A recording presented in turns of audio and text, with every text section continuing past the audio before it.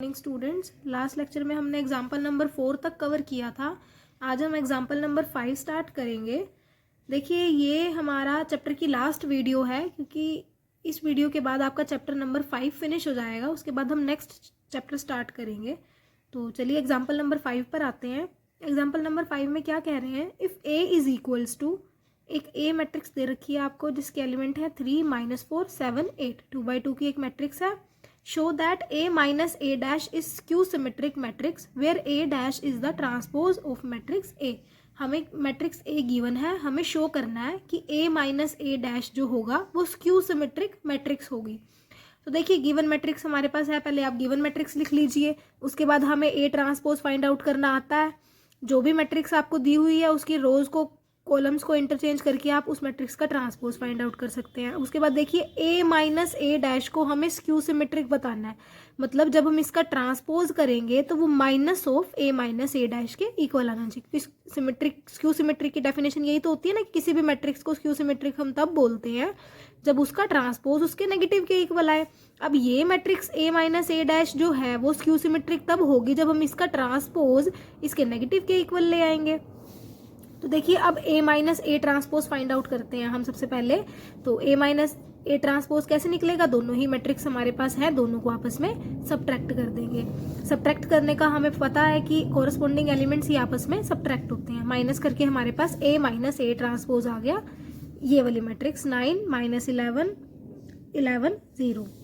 अब देखिए, हमें क्या करना है, A माइनस ए ट्रांसपोज तो निकाल लिया, अब उसका फर्दर ट्रांसपोज करना है हमें। तो इसका फर्दर ट्रांसपोज करेंगे तो रोज कन्वर्टेड इनटू कॉलम्स।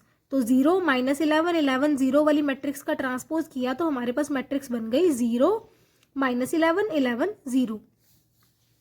तो ये हमारे पास बन गया A माइनस ए ट्रांसपोज का ट्रांसपोज।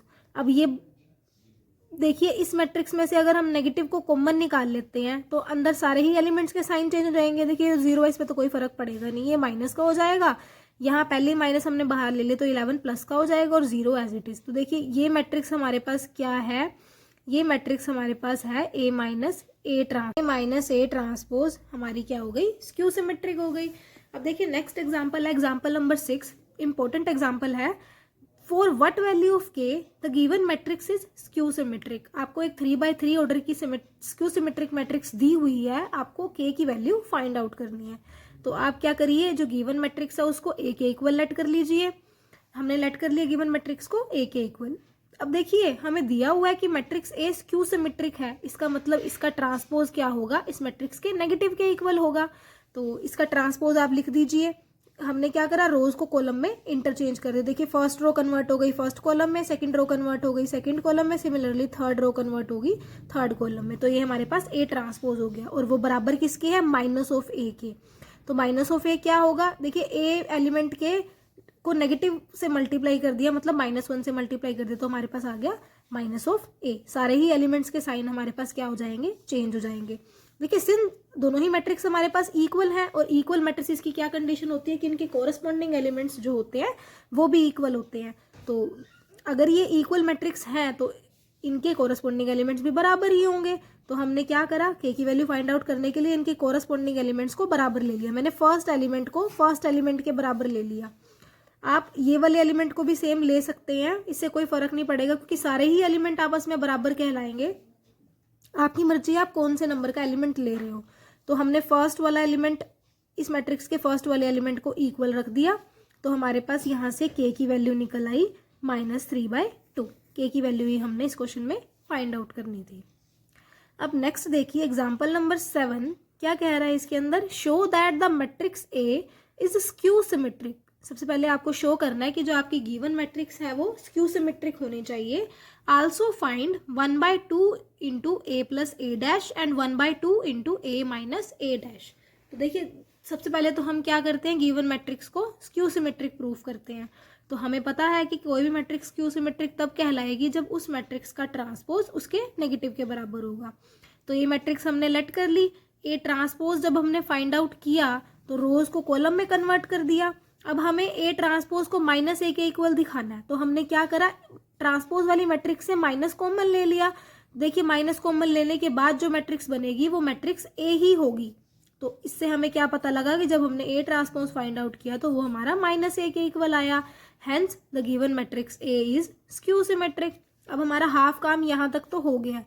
अब हमने इसकी और इसकी वैल्यू फाइंड आउट करनी है। देखिए ए मैट्रिक्स हमारे पास है और ए ट्रांसपोज भी हमारे पास है, तो हमने पहले तो क्या करा, a प्लस ए ट्रांसपोज कर दिया, मतलब गिवन दोनों ही मैट्रिक्स को हमने ऐड कर दिया। ऐड करने पे हमारे पास सारे ही जो एलिमेंट्स थे, देखिए ये वाला एलिमेंट तो 0 हो गया, नेक्स्ट एलिमेंट यहाँ पर a है, यहाँ पर -a है, तो ये 0 बन गया। सिमिलरली आप यहाँ देखेंगे ये b है, ये -b है, 0 हो गया। तो सिमिलरली ऐसे ही सेकेंड रो और थर्ड रो भी 0 हो जाएगी हमारे पास। तो हमारे पास यहाँ से क्या कंक्लूड हुआ कि जब हमने a प्लस ए डैश निकाला वो हमारा 0 आ गया। इम्प्लाइज अगर मैं इसको 1/2 से भी मल्टीप्लाई कर देती हूँ तो वो भी मेरा 0 ही आएगा। तो हमने इसकी वैल्यू फाइंड आउट करनी थी, तो ये हमने फाइंड आउट कर ली। अब नेक्स्ट देखिए, हमने a माइनस ए ट्रांसपोज की वैल्यू फाइंड आउट करी, तो वो क्या हुआ, हमने ए ट्रांसपोज को माइनस कर दिया गिवन मैट्रिक्स ए से। देखिए जब हम दोनों को माइनस कर रहे हैं मैट्रिक्स को, तो वही हमारा कॉन्सेप्ट की कोरस्पोंडिंग एलिमेंट्स आपस में क्या होंगे, सब्ट्रैक्ट होंगे। तो उसके बाद हमारे पास ये मैट्रिक्स तैयार हो जाती है a माइनस ए डैश। लेकिन हमें तो 1/2 into A minus A dash निकालना था, तो हमने क्या करा, जो मैट्रिक्स हमारी निकली है उसको हमने 1/2 से मल्टीप्लाई कर दिया। देखिए सारे ही एलिमेंट के पास 2 है, तो डिवीजन वाले 2 से मल्टीप्लीकेशन वाला 2 कैंसल आउट हो जाएगा और हमारे पास मैट्रिक्स ये बच जाएगी। तो 1/2 into A plus A dash हमारा 0 आया और 1/2 into A minus A dash हमारी ये मैट्रिक्स आई। नेक्स्ट देखिए एग्जाम्पल नंबर 9 है, if matrix A is equals to 4 5 7 6 5 -8 1 2 6। हमारे पास एक ए मैट्रिक्स गिवन है, हमें क्या करना है, एक्सप्रेस करना है इसको sum of symmetric and skew symmetric matrix में। देखिए हमारे पास एक थ्योरम थी, इस एग्जाम्पल को करने से पहले हम वो थ्योरम कर लेते हैं। थ्योरम नंबर 3 थी, इसका रिजल्ट देखिए क्या कहता है, show that every square matrix can be expressed in one and only one way as sum of symmetric and skew symmetric matrices. देखिए थ्योरम का रिजल्ट क्या कहता है कि हर स्क्वायर मैट्रिक्स को सिमेट्रिक मैट्रिक्स और स्क्यू सिमेट्रिक मैट्रिक्स के सम में एक्सप्रेस किया जा सकता है सिर्फ एक ही तरीके से, मतलब इसको एक्सप्रेस करने का एक यूनिक तरीका होगा। तो हमने ये थ्योरम तो पहले पढ़ी थी कि अगर ए कोई स्क्वायर मैट्रिक्स है तो ए प्लस ए डैश भी सिमेट्रिक होता है, ये हमने थ्योरम नंबर 2 की थी। और ये कॉन्सेप्ट भी पढ़ा था कि अगर ए हमारा सिमेट्रिक मैट्रिक्स है तो ए माइनस ए डैश जब हम फाइंड आउट करेंगे वो हमारा स्क्यू सिमेट्रिक होगा। देखिए ये थ्योरम नंबर 2 का रिजल्ट है, हमने ये प्रूफ भी की थी, तो ये चीज़ हमें पता है। अब देखिए अगर a plus A dash symmetric है तो अगर हम उसको 1/2 से भी मल्टीप्लाई कर देंगे तो वो भी सिमेट्रिक ही कहलाएगा।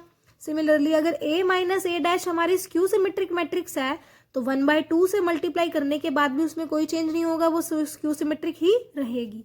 तो अब इस रिजल्ट को हम आगे क्वेश्चन में यूज करेंगे। देखिए एग्जाम्पल में हम इसको यूज कैसे करेंगे।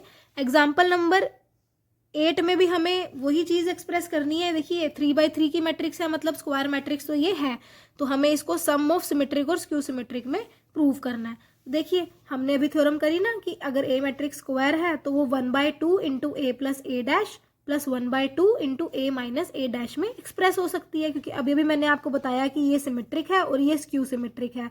और थ्योरम का रिजल्ट क्या कहता है कि हर square matrix sum of symmetric और स्क्यू सिमेट्रिक में एक्सप्रेस की जा सकती है, तो इसलिए इसको हमने ऐसे लिखा। अब हमने क्या किया, जो 1/2 into A plus A dash वाली टर्म थी इसको पी का नाम दे दिया, और जो 1/2 into A minus A dash की टर्म थी उसको क्यू का नाम दे दिया। Where P is symmetric matrix and Q is skew symmetric matrix. अब देखिए ये क्या कर रहे हैं, सबसे पहले A प्लस ए डैश की वैल्यू फाइंड आउट कर रहे हैं। हमारे पास मैट्रिक्स A गिवन है तो यहाँ से हमारे पास A डैश निकल जाएगा। बस हमें क्या छोटा सा काम करना है कि रोज को कॉलम से इंटरचेंज कर देना। तो देखिए क्या बन जाएगी, अभी यहाँ पर A ट्रांसपोज 4 3 7 कॉलम में आ गया। सिमिलरली सेकंड रो भी हमारी कॉलम में आ गई, सिमिलरली थर्ड रो भी हमारी कॉलम में आ गई। तो ये मेरा बन गया A ट्रांसपोज। अब मुझे क्या करना है, A प्लस ए ट्रांसपोज, मतलब A मैट्रिक्स में A ट्रांसपोज को ऐड कर देना है। और मुझे ऐड करने का तरीका पता है कि कोरस्पोंडिंग एलिमेंट्स आपस में ऐड हो जाएंगे, तो हमारे पास A प्लस ए ट्रांसपोज बन जाएगी ये मैट्रिक्स। अब उसके बाद देखिए क्या कर रहे हैं, उसके बाद हमने 1/2 into A plus A dash की वैल्यू फाइंड आउट की, 1/2 into A plus A dash हमारा पी के इक्वल था, तो इसलिए इन्होंने इसको पी के इक्वल रख दिया। बस कुछ नहीं किया, ए प्लस ए डैश हम निकाल चुके थे, उसको 1/2 से मल्टीप्लाई कर दीजिए। तो 1/2 जो कि एक स्केलर का काम कर रहा है वो मैट्रिक्स के हर एक एलिमेंट के साथ डिवाइड हो जाएगा। तो हमारे पास पी मैट्रिक्स ये बन गई। सिमिलरली अब हम क्यू मैट्रिक्स निकालेंगे। क्यू मैट्रिक्स हमारे किसके इक्वल थी? 1/2 into A minus A dash के इक्वल। तो अब सबसे पहले हम ए माइनस ए डैश की वैल्यू फाइंड आउट करेंगे। तो देखिए ए और ए डैश को आपस में सब्ट्रैक्ट कर दिया तो हमारे पास ए माइनस ए डैश ये क्रिएट होगी। ये चीज़ हमें पता ही है, एडिशन सब्ट्रैक्शन बहुत ईजी होती है कि कोरस्पॉन्डिंग एलिमेंट्स को ही आपस में ऐड सब्ट्रैक्ट कर दिया जाता है। तो ए माइनस ए डैश हमारी यहाँ से निकल गई। उसके बाद देखिए क्यू क्या था? क्यू तो 1/2 into A minus A dash होता है। तो 1/2 को हमने मल्टीप्लाई कर दिया matrix A minus A dash से। तो वही सिमिलरली 1/2 हमारा क्या होगा? सारी ही मैट्रिक्स के साथ अंदर डिवाइड हो जाएगा। तो clearly Q is skew symmetric matrix. इसको देख के आपको पता लग रहा है कि जो क्यू है हमारा वो स्क्यू सिमेट्रिक मैट्रिक्स है।